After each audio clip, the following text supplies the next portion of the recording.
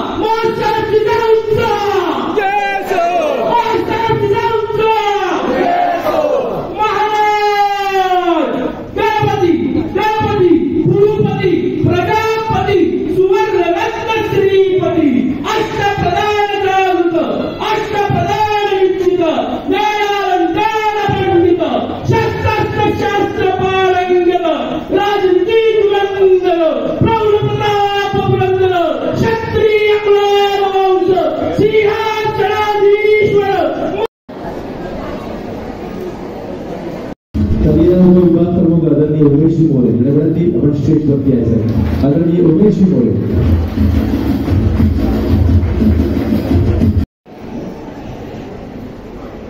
दशरथ पुढच्या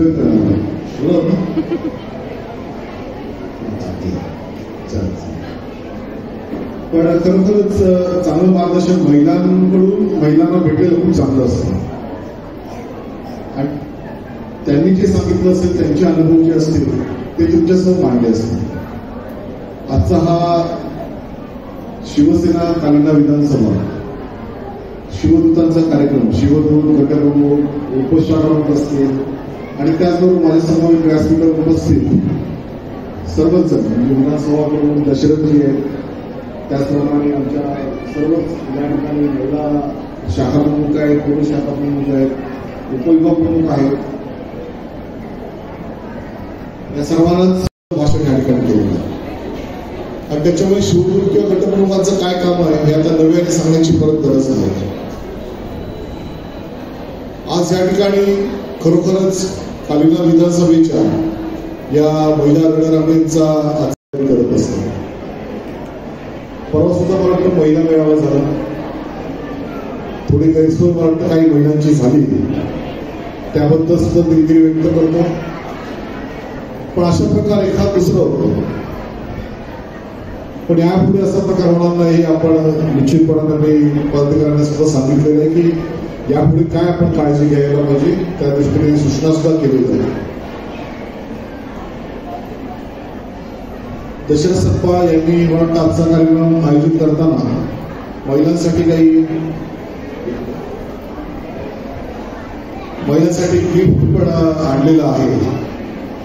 त्याचं म्हणणं माझ्या सर्व या भगिनी आहेत, नेहमीच दिवस रात्र काम करत असतात आणि या भगिनीसाठी एक सुंदर असं गिफ्ट त्यांनी या ठिकाणी आणलेलं आहे आणि नक्कीच आपण या ठिकाणी जाताना ते गिफ्ट आपण या ठिकाणी घेऊन जायचं आहे. काही लोकांचा सन्मान या ठिकाणी होणार आहे आणि नक्कीच या कालिंदा विधानसभेमध्ये जर आपल्याला पुढे जायचं असेल, या कालिंदा विधानसभेमध्ये आपल्याला भगवा झेंडा मोठ्या डौलानं तेजाने फडकवायचा असेल तर आपल्याला चांगल्या पद्धतीने आपापल्या विभागामध्ये चांगलं काम केलं पाहिजे.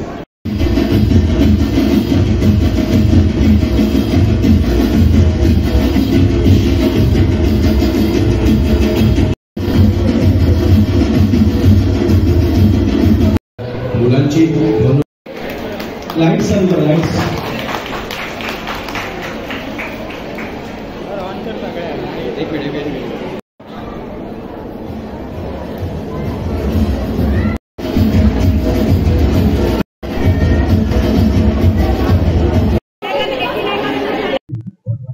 काय सांगणार नारी शक्तीचा आज कार्यक्रम झाला? एकनाथ शिंदे साहेबांच्या आशीर्वादाने आणि मंगेश कुडालकर साहेबांच्या प्रेरणेने आणि मार्गदर्शनाने आज कालिंदा विधानसभेत नारी शक्ती महोत्सवचे आयोजन केलं होतं. विभाग प्रमुख ते शिवदूत पर्यंत सर्व महिला या ठिकाणी आल्या आणि उत्साहाने राहिल्या आणि त्यांचा आज सन्मान करतोय. आज नारियों का कैसा प्रतिसाद मिल रहा है और नारियों को उपहार भी दिया गया आज, क्या कहना नारियों का प्रोत्साहन तो बहुत अच्छा ही है और अच्छे तरीके से सब काम हो रहा है। आगे चलकर और महिलाओं के लिए और क्या करने का सोचा हुआ है? महिलाओं के बारे में जो मुख्यमंत्री साहब मंगेश कुडालकर साहब और शालिनी सुर्वे उनके मार्गदर्शन में सब योजनाएं किस प्रकार से हर एक वार्ड में हो रही है, वो योजनाओं का अच्छी तरीके से सब शाखा प्रमुख काम कर रहे हैं और उनको ज्यादा से ज्यादा योजनाओं का लाभ मिल रहा है। आम्ही आधीपासूनच तयार असतोच, आता रणशिंग फुटलेलं आहे. निश्चितपणानं लोकसभेला कोणी उमेदवार दिला तरी आम्ही निश्चितपणे त्यांना निवडून देऊ, एवढं या ठिकाणी तुम्ही कलिना विधानसभेमध्ये आलेला आहात. असं म्हटलं जातं की कलिना विधानसभेमध्ये लोकप्रतिनिधी आहेत, त्यांना त्यांचा पराभव करणं अशक्य आहे. परंतु तुम्ही एक असं विधान केलं, कलिनामध्ये येऊन आम्ही शिवसेनेचा भगवा फडकणार आहोत, हा एक आत्मविश्वास तुम्ही दाखवला आहे. त्याविषयी काय सांगा? बाकी मी कोणाविषयी बोलणार नाही, पण निश्चितपणानं आज ज्या प्रकारे शिवसैनिक ह्या ठिकाणी काम करत आहेत ते एक बघून निश्चितपणाने मला असं वाटतं की कलिना विधानसभेवरती भगवा ध्वज मोठा डौलन आणि तेजा आम्ही फडकणारच.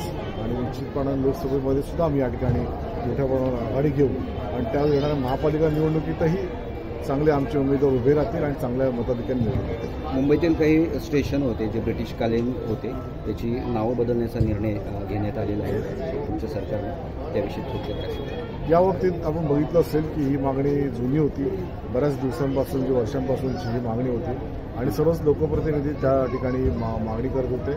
आज त्या ठिकाणी बैठक संपन्न झाली सह्याद्री अतिथीगृह येथे आणि निश्चितपणानं काही जे स्थानक आहेत त्याची ब्रिटिशकालीन जी नावं होती जी अत्यंत अवघड होती किंवा त्या ब्रिटिश अधिकाऱ्यांच्या नावाने होती, त्या संपूर्णपणे बदलण्याचा निर्णय आजच्या या बैठकीमध्ये घेण्यात आला. संवाद थेट कार्यक्रम तुम्ही आयोजित केला होता, त्याला नागरिकांनी कसा प्रतिसाद दिलेला आहे आणि तुम्हाला काय वाटतं त्याच्या माध्यमातून काही समस्या सोडवल्या जातील?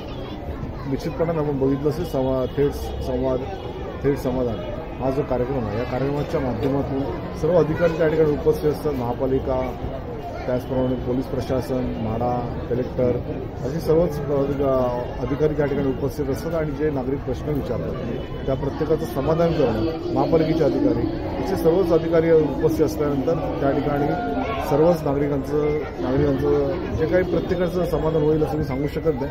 पण निश्चितपणानं मी जे कार्यक्रम घेतो त्या कार्यक्रमामध्ये किंवा जे संवादाचा जो कार्यक्रम घेतो त्याच्यामध्ये निश्चितपणानं 99% तरी लोकांचं समाधान हे त्या ठिकाणी होत असतं आणि राहिलेलं सुद्धा अधिकाधिक प्रयत्न करत असतो की या नागरिकांना न्याय मिळालाच पाहिजे आणि त्या दृष्टिकोनातून त्या प्रश्नांची सोडवणूक करण्यासाठी सुद्धा फॉलो सातत्याने घेत असतो.